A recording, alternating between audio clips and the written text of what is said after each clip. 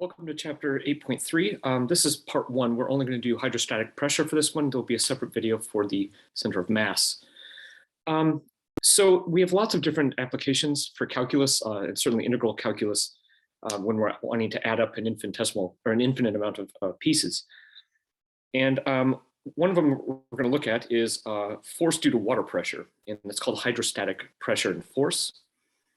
And suppose we have a fluid that has a density of, this is the Greek letter rho. That's how you pronounce that. Kilograms per cubic meter. And to be clear, when we're talking about a fluid, often we're talking about water. And the water density is rho is 1,000 kilograms per cubic meter.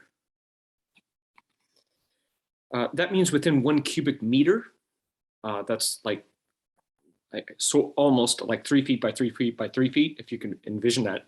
The amount of mass that is going to be in there is going to be 1,000 kilograms. Now, kilogram is a mass, it's not a weight, so it is not going to include the acceleration of gravity.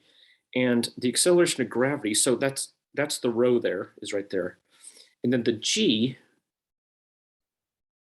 let's make that separate, is 9.8 meters per second squared. That's the constant acceleration of gravity. Now, because usually it's a negative 9.8, but the way we're going to be orientating to this first example here, everything's going to be, the positive orientation will be down, so it's going to be a positive 9.8. Okay, with that said, we have a formula for force, and that is going to be the pressure right here that we're going to be using times the area that we're going to be talking about here. Now, this is going to get a little technical here. I'll try not to dwell on too much of the physics of this, but to get the setup, we're really going to have to understand what it is that we're doing with all of this here. All right, so let's jump into our example. A dam has the shape of a trapezoid. The height is 20 meters, so that's the total height here is 20 meters. The width is 50 at the top and 30 at the bottom. Now, to be clear, here it is again, the whole thing is 50, this is 30, which means that this has to be 10 and that's going to have to be 10 at the top. It, of course, is variable as it goes down. Find the force of the dam due to hydrostatic pressure if the water level is 4 meters from the top of the dam. Okay, so we are 4 meters at the top here, from here to here,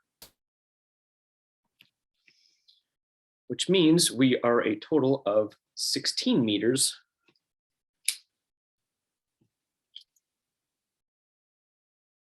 from here to here.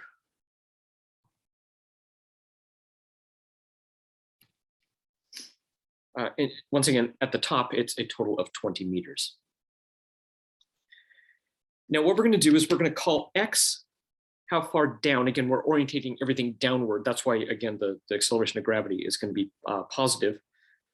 That distance there is going to be x. Now, that leaves this length here is going to be 16 minus x is going to be this length here. And you can see that right here. And once again, that means that up here is x. We're not going to use this part, but that's the x sub I. And what we're going to do, now, I want to focus on this area right here. And the area of interest is this little tiny area here. So let's draw that, not to scale. So this is delta x. And that delta x is going to be, now this middle portion here is 30 across. So this is 30 across. But when we're down here, this is going to be A, and in the middle, it's going to be 30. So that total length there is going to be 2a plus 30. Now I want to redefine the 2A a little bit better, and we're going to use that using this triangle here. There's actually two triangles. We have the big triangle, and then we have the little triangle with the A there. And what we're going to do is we're going to set up as though they are similar triangles. And similar triangles have the same angles, but their sides are proportional to one another. And this is going to turn out to be 10 over 20. 10 over 20 is proportional to A over 16 minus x. So this side to this side. And you can see the 10 over 20 reduces. And if I cross multiply, I'm going to get, that's now a 2, not a 20 because we reduced it. We're going to get a 2a equals 16 minus x times 1 now, right? Because that, again, reduces. So I want to point out that this is the same as that. So if we want to find the area,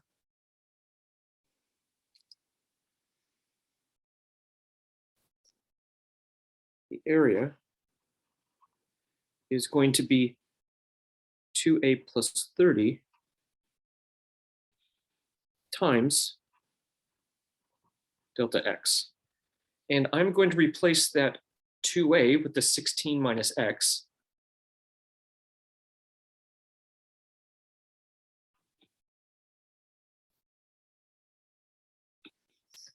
And I should say this is our delta area, to be clear.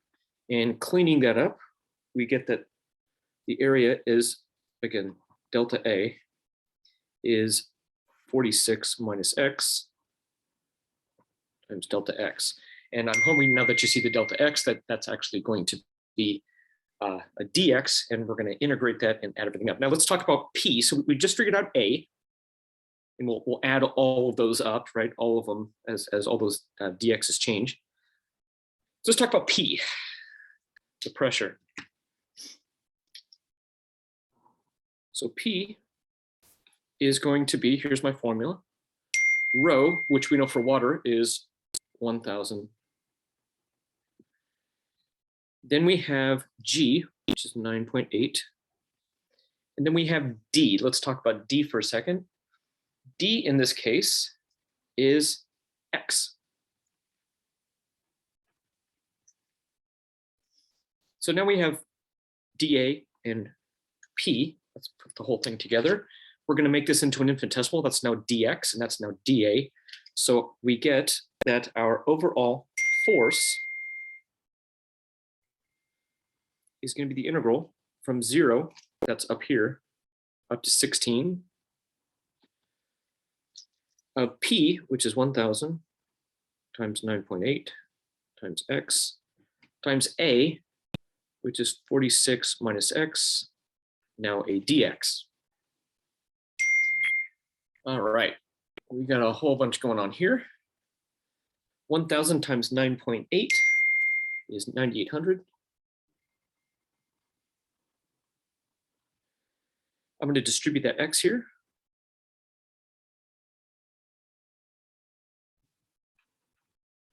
And now we have our integral. So we end up with 9,800 times, I'm going to integrate that. That becomes 1/2, which is 23 x squared minus 1/3 x to the third power from 0 to 16. Now, when I plug in 0, the whole thing goes to 0, right? So I'm just going to focus on the 16 there. All right, so let's do 23 times 16 squared minus 1/3 times 16 raised to the third power. So that's all of that there. Then times the 9,800. It's a big number. So this is, and we'll just round that off to the nearest whole Newton. So let's see, that's 1, 2, 3, 44 million. And these are now in newtons. So that is the hydrostatic pressure on this dam. Kind of cool stuff. All right, we have one other example that we're going to do. This one involves a circle. Pardon me, a cylinder. So we're going to find the hydrostatic force on one end of a cylindrical drum with a radius of 3 if the drum is submerged in water 10 feet deep. So let's sort of set the tone here. By the way, I want to point out the density of water. We are now in pounds per cubic feet. This includes gravity. So this includes the acceleration of gravity. So opposed to what we just did, where we needed that 9.8 for the acceleration of gravity. Again, the 1,000 here represents kilograms per square cubic meter. Now we're talking about pounds, and pounds includes the force, the acceleration of gravity. So that's one less thing we're going to have to deal with. Okay. So first off, let's talk about where all these numbers are coming from. We're going to call y the distance to any given one of our infinitesimals. So that's going to be our main variable there.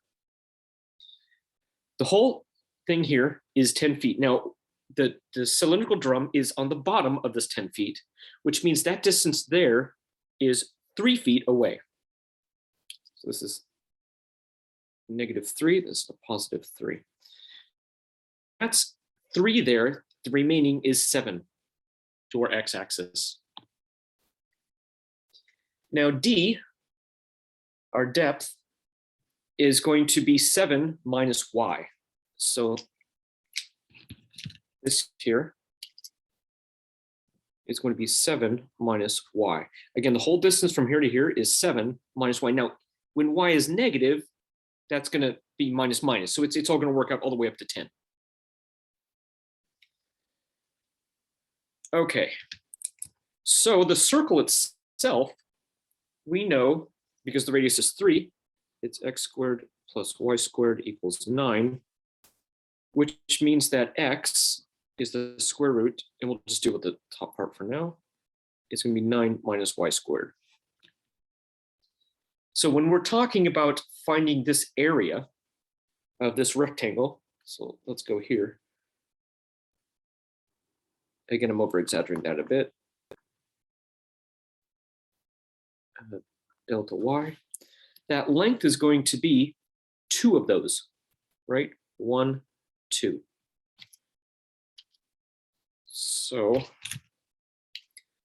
this length right here is going to be 2 times the square root of 9 minus y squared, which gives my delta area a 2 radical 9 minus y squared delta y. So there's my A, my area of interest.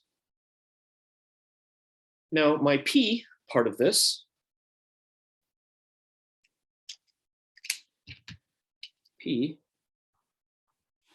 is going to be the weight density. Now again, this includes the force of gravity. It's going to be 62.5 times D. That's the distance there, and we already now know that D is 7 minus y.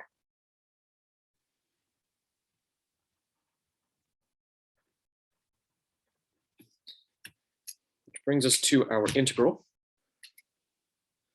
of our overall force, the integral from -3 to 3 of P, 62.5 times 7 minus y, times dA now, which is going to be 2 times the square root of 9 minus y squared dy. And that is our setup.